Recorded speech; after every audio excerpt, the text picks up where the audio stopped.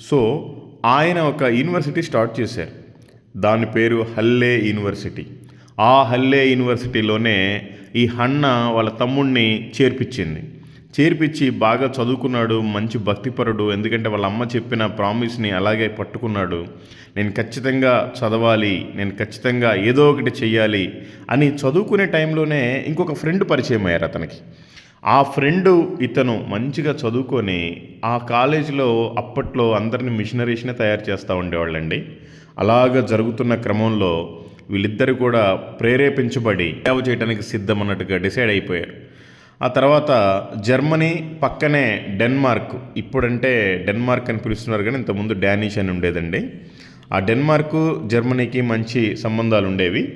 అయితే ఆ డెన్మార్క్ వాళ్ళు మన ఇండియాలో తమిళనాడులోని తరంగంబడి అనే ప్రాంతాన్ని పరిపాలిస్తున్నారు. ఇప్పుడు మనం చూస్తున్న ఈ కోట అంతా కూడా